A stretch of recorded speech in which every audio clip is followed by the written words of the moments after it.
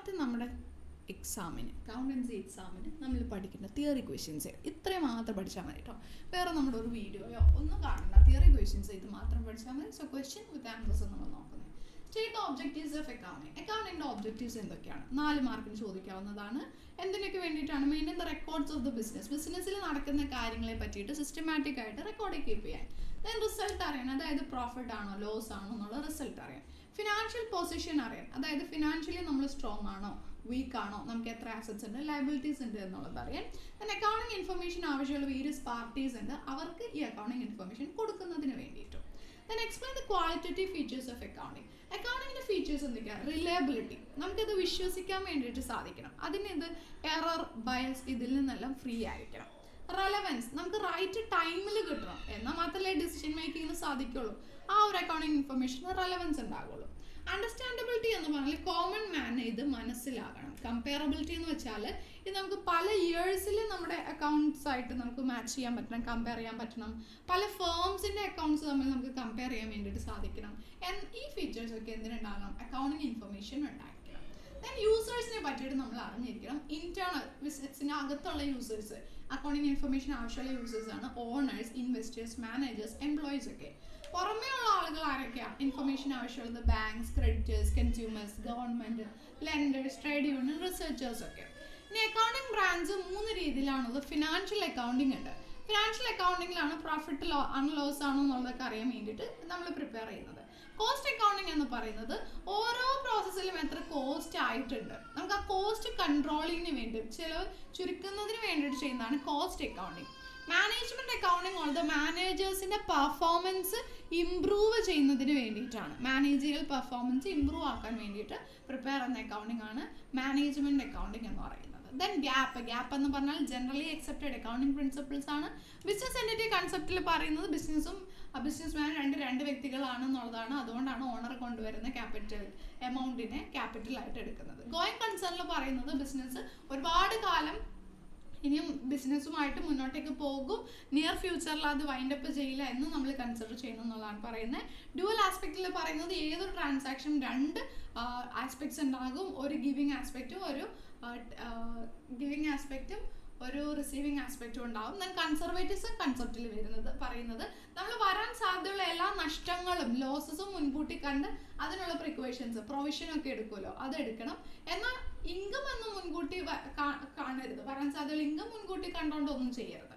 Then matching concept എന്ന് പറയുന്നത് നമ്മൾ എഴുതുന്ന എക്സ്പെൻസും നമ്മൾ എഴുതുന്ന ഇൻകം തമ്മിൽ മാച്ച് ആയിരിക്കണം. ഈ വർഷത്തെ എക്സ്പെൻസും കഴിഞ്ഞ കൊല്ലത്തെ ഇൻകം തമ്മിലല്ല നമ്മുടെ അക്കൗണ്ടിൽ എഴുതേണ്ടത്, അതാത് വർഷത്തെ. ദെൻ മണി മെഷർമെന്റ് കൺസെപ്റ്റിൽ പറയുന്നത് മണിയുടെ രൂപത്തിൽ നമുക്ക് മെഷർ ചെയ്യാൻ പറ്റുന്നത് മാത്രമേ നമ്മൾ റെക്കോർഡ് ചെയ്യാൻ പാടുള്ളൂ.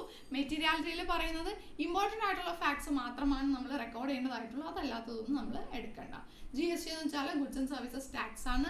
അതിൽ വരുന്നത് ഇൻപുട്ട് ടാക്സ് വരുന്നത് പർച്ചേസിൻ്റെ സമയത്താണ്. ഇൻപുട്ട് IGST, ഇൻ്റഗ്രേറ്റഡ് GST ആണ്.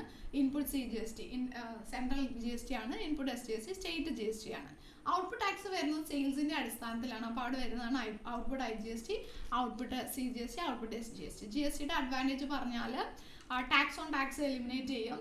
ദെൻ ടാക്സ് സിമ്പിളാക്കി, ടാക്സ് ഇവാഷൻ, ആളുകൾ ടാക്സ് വെട്ടിപ്പ് നടത്തുന്നത് ഇല്ലാതെയാക്കി, ടാക്സ് സ്ട്രക്ചർ കുറച്ചും കൂടി സിമ്പിളായി. സോഴ്സ് ഡോക്യുമെന്റ് എന്നാണ്. സോഴ്സ് ഡോക്യുമെന്റ് എന്ന് വെച്ചാൽ ഒരു ട്രാൻസാക്ഷൻ നടന്നു എന്നതിനെ തെളിയിക്കുന്ന ഡോക്യുമെന്റ് ആണ്. നമ്മുടെ receipt, bill, invoice, cash memo, credit note, debit not, ഇതൊക്കെ. എന്താണ് ഡെബിറ്റ് നോട്ട്? ഡെബിറ്റ് നോട്ട് എന്ന് പറഞ്ഞാൽ പർച്ചേസ് റിട്ടേൺസ് വരുന്ന സമയത്തുള്ള ഡോക്യുമെന്റ് ആണ് ഡെബിറ്റ് നോട്ട് എന്ന് പറയുന്നത്. എത്ര വാല്യൂഡ് ഗുഡ്സ് നമ്മൾ തിരിച്ച് റിട്ടേൺ ചെയ്തു എന്നത് ആണ് അതിൽ ഉള്ളത്. ദെൻ ക്രെഡിറ്റ് നോട്ട് എന്ന് പറയുന്നത് എപ്പോഴാണ് വരുന്നത്? സെയിൽസ് റിട്ടേണിൻ്റെ സമയത്താണ്. സെയിൽസ് റിട്ടേൺസ് വരുന്ന സമയത്ത് എന്തുമാത്രം ഗുഡ്സ് ആണ് സെയിൽസ് റിട്ടേൺസ് ആയത് എന്നതാണ് ക്രെഡിറ്റ് നോട്ടിൽ ഉണ്ടാക്കുക. ജേണൽ ലെഡ്ജറും തമ്മിലുള്ള ഡിഫറൻസ്, ജേണലിലാണ് നമ്മൾ ഫസ്റ്റ് റെക്കോർഡ് ചെയ്യുന്നത്, അതിനുശേഷം അത് നോക്കിയിട്ടാണ് ലെഡ്ജറിൽ റെക്കോർഡ് ചെയ്യുന്നത്. ജേണലിലെല്ലാം ക്രോണോളജിക്കൽ ഓർഡറിലായിരിക്കും ആദ്യം നടന്നത്, ആദ്യം. ലെഡ്ജറിൽ അങ്ങനെയല്ല, ഒരു അനലിറ്റിക്കൽ ഓർഡറിലായിരിക്കും, നമ്മൾ പോസ്റ്റ് ചെയ്യുന്ന അനുസരിച്ചിട്ടായിരിക്കും. ദെൻ ജേണലിൽ മാത്രം നോക്കിയിട്ട് നമുക്ക് ഫൈനൽ അക്കൗണ്ട്സ് പ്രിപ്പയർ ചെയ്യാൻ പറ്റില്ല. ഫൈനൽ അക്കൗണ്ട് പ്രിപ്പയർ ചെയ്യണമെങ്കിൽ ലെഡ്ജർ നോക്കണം. ജേണലിൽ എഴുതുന്നതിന് ജേണലൈസിംഗ് എന്നും ലെഡ്ജറിലേക്ക് പോസ്റ്റ് ചെയ്യുന്നതിന് പോസ്റ്റിംഗ് എന്ന് പറയും. കോൺട്രാ എൻട്രി എന്ന് വെച്ചാൽ ക്യാഷ് ബുക്കിന്റെ 2 സൈഡിലും വരുന്ന എൻട്രീസ് ആണ്. അതിൽ ആ ഒരു ജേണൽ എൻട്രിയിൽ ക്യാഷും ബാങ്കും മാത്രമേ ഉണ്ടാകുള്ളൂ. എക്സാമ്പിൾ ആണ് ബാങ്കിൽ ക്യാഷ് ഡെപ്പോസിറ്റ് ചെയ്യുന്നത്, ബാങ്കിൽ നിന്ന് ഓഫീസ് യൂസിന് ക്യാഷ് വിഡ്രോ ചെയ്യുന്നതെല്ലാം. പിന്നെ സ്പെഷ്യൽ ജേണൽസ് ആണ് ക്യാഷ് ബുക്ക്. ക്യാഷ് ബുക്കിൽ എല്ലാ cash and bank transactions record ചെയ്യും. പർച്ചേസ് ബുക്കിലെല്ലാം ക്രെഡിറ്റ് പർച്ചേസ് റെക്കോർഡ് ചെയ്യും. സെയിൽസ് ബുക്കിലെല്ലാം ക്രെഡിറ്റ് സെയിൽസ് റെക്കോർഡ് ചെയ്യും. പർച്ചേസ് റിട്ടേൺസിലെ എല്ലാ പർച്ചേസ് റിട്ടേൺസും സെയിൽസ് റിട്ടേൺസിലെ എല്ലാ സെയിൽസ് റിട്ടേൺസും ഈ പറഞ്ഞതിൽ ഒന്നും റെക്കോർഡ് ചെയ്യാത്ത കാര്യങ്ങൾ ജേർണൽ പ്രോപ്പറിലും റെക്കോർഡ് ചെയ്യും. എക്സാമ്പിൾ നമ്മൾ അസറ്റ് കടത്തിന് വാങ്ങിയത്, അസറ്റ് ബോട്ട് ഓൺ ക്രെഡിറ്റ്, കടത്തിന് വാങ്ങിയതൊക്കെയാണ് നമ്മൾ ജേർണൽ പ്രോപ്പറിൽ എഴുതുക. ഇംപ്രസ്ഡ് സിസ്റ്റം എന്താണ്? ഇംപ്രസ്ഡ് സിസ്റ്റം എന്ന് പറയുന്നത് നമ്മൾ പെറ്റി ക്യാഷിൽ വരുന്നതാണ്.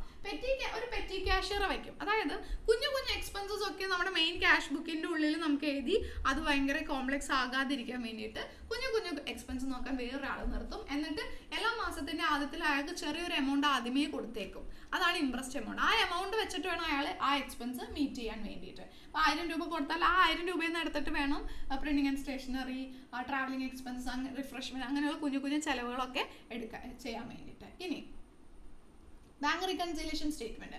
ബാങ്ക് റിക്കൺസിലേഷൻ സ്റ്റേറ്റ്മെന്റ് എന്ന് പറഞ്ഞിട്ടുണ്ടെന്നുണ്ടെങ്കിൽ നമ്മളൊരു പർട്ടിക്കുലർ ഡേറ്റിൽ ക്യാഷ് ബുക്കിലെ ബാലൻസും പാസ്ബുക്കിലെ ബാലൻസും തമ്മിൽ എഗ്രി ചെയ്യിപ്പിക്കുന്നതിന് വേണ്ടിയിട്ട് നമ്മൾ പ്രിപ്പയർ ചെയ്യുന്നതാണ്. ഇത് പ്രിപ്പയർ ചെയ്യുന്ന കസ്റ്റമറാണ്, ബാങ്ക് അല്ല. കസ്റ്റമർ അല്ലെങ്കിൽ ട്രേഡർ ആണ് പ്രിപ്പയർ ചെയ്യുന്നത്. ക്യാഷ് ബുക്ക് ആൻഡ് പാസ്ബുക്കിൽ ബാലൻസിൽ ഡിഫറൻസ് വരാൻ കാരണം cheque issued but not presented for payment. നമ്മൾ ചെക്ക് ഇഷ്യൂ ചെയ്യുമ്പോൾ തന്നെ നമ്മളെ ബുക്കിൽ കുറച്ച് കാണിച്ചിട്ടുണ്ടാവും. പക്ഷേ ആ ചെക്ക് കൊണ്ട് ബാങ്കിൽ പോയി ബാങ്കിൽ കാശ് കിട്ടുമ്പോഴാണ് നമ്മുടെ അക്കൗണ്ടിൽ നിന്ന് കുറയുള്ളൂ. അത് cheque deposited in to bank but not collected and credited. നമ്മൾ ബാങ്കിൽ ചെക്ക് കൊടുത്തിട്ടുണ്ടാവും. ചെക്ക് കൊടുക്കുമ്പോൾ തന്നെ നമ്മൾ ബുക്കിൽ എഴുതുമ്പോൾ ചെക്ക് കൊടുത്തു, പൈസ കൂടി എന്ന് പറഞ്ഞിട്ട് എഴുതി വെക്കും. പക്ഷേ നമ്മുടെ പാസ്ബുക്കിൽ അത് അപ്പോൾ തന്നെ എഴുതണം എന്നില്ല. ദെൻ നമുക്ക് ഏതെങ്കിലും എമൗണ്ട് നേരെ ബാങ്ക് അക്കൗണ്ടിലേക്ക് ആരെങ്കിലും ഇട്ട് തന്നിട്ടുണ്ടെങ്കിൽ അത് നമ്മുടെ പാസ്ബുക്കിൽ റെക്കോർഡ് ആയിട്ടുണ്ടാവും, നമ്മൾ അറിഞ്ഞിട്ടുണ്ടാവില്ല, നമ്മൾ അറിയാൻ വൈകും. അപ്പോൾ നമ്മൾ ക്യാഷ് ബുക്കിൽ എഴുതിയിട്ടുണ്ടാവില്ല. അതുപോലെ ഇൻട്രസ്റ്റ്, ഡിവിഡൻഡ്, ഇതൊക്കെ നമ്മുടെ ബാങ്കിലേക്ക് വന്നിട്ടുണ്ടാവും, നമ്മൾ അറിയുന്നത് പിന്നീടായിരിക്കും. അപ്പോൾ നമ്മൾ ക്യാഷ് ബുക്കിൽ എഴുതാനത് വൈകും. ദെൻ ബിൽസ് റിസീവബിൾ ഡിസ്കൗണ്ട് ആയത്, അതുപോലെ തന്നെ ഇൻട്രസ്റ്റ് ചാർജ് ചെയ്ത്, ബാങ്ക് ചാർജ്, ബാങ്കിൽ നടന്നിട്ടുള്ള ചാർജസ് ഒക്കെ, ഇതൊക്കെ നമ്മുടെ അക്കൗണ്ടിൽ നടന്നിട്ടുണ്ടാകും, നമ്മൾ അറിഞ്ഞിട്ടുണ്ടാവില്ല. നമ്മൾ അറിയുന്നത് നമുക്ക് ആ മെസ്സേജ് വരുമ്പോഴൊക്കെ അല്ലേ.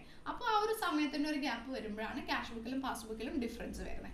എന്താണ് ട്രയൽ ബാലൻസ്? ട്രയൽ ബാലൻസ് എന്ന് പറയുന്നത് ഡബിൾ എൻട്രി സിസ്റ്റം വഴി നമ്മൾ പ്രിപ്പയർ ചെയ്തിട്ടുള്ള ബുക്സിൻ്റെ ആർത്തമെറ്റിക്കൽ ആക്യുറസി, കണക്കുകളൊക്കെ ശരിയാണോ, കൂട്ടിയത് കുറച്ചൊക്കെ ശരിയാണോ എന്ന് അറിയാൻ വേണ്ടിയിട്ടാണ് ട്രയൽ ബാലൻസ് പ്രിപ്പയർ ചെയ്യുന്നത്. ട്രയൽ ബാലൻസിൻ്റെ പ്രത്യേക ഒബ്ജക്റ്റീവ്സ് എന്തൊക്കെയാണ്? ആർത്തമെറ്റിക്കൽ ആക്യുറസി ചെക്ക് ചെയ്യാൻ, മിസ്റ്റേക്സ് ഉണ്ടോ എന്ന് ലൊക്കേറ്റ് ചെയ്യാൻ, ഫൈനൽ അക്കൗണ്ട്സ് പ്രിപ്പയർ ചെയ്യുമ്പോൾ ഹെൽപ്പ് ചെയ്യാൻ വേണ്ടിയിട്ട്. എറേഴ്സ് പറയുകയാണെങ്കിൽ 2 ടൈപ്പ് എറേഴ്സ് ആണുള്ളത്. എറേഴ്സ് ഓഫ് പ്രിൻസിപ്പിൾ ഉണ്ട്, എറേഴ്സ് ഓഫ് ക്ലറിക്കൽ നേച്ചർ ഉണ്ട്. പ്രിൻസിപ്പിളിൽ വരുന്ന എറേഴ്സ് എന്ന് പറയുമ്പോൾ പ്രിൻസിപ്പിൾ തെറ്റിക്കുമ്പോഴാണ്. ഇപ്പോൾ നമ്മൾ പ്രൊവിഷൻ ക്രിയേറ്റ് എന്ന് പറയുന്നു, അങ്ങനെ പല പ്രിൻസിപ്പിൾസ് ഉണ്ടല്ലോ, ഡിപ്രിസിയേഷൻ പറയുന്നു, അങ്ങനെയുള്ള പ്രിൻസിപ്പിൾസ് തെറ്റിക്കുമ്പോഴാണ് എറർ ഓഫ് പ്രിൻസിപ്പിൾ. അതല്ലാതെ നമ്മൾ എഴുതുമ്പോൾ മിസ്റ്റേക്സ് വരുന്ന ക്ലറിക്കൽ നേച്ചറിലുള്ളതാണ് എറർ ഓഫ് കമ്മീഷൻ, എമൗണ്ടുകൾ മാറി മാറി എഴുതി പോകുന്നു.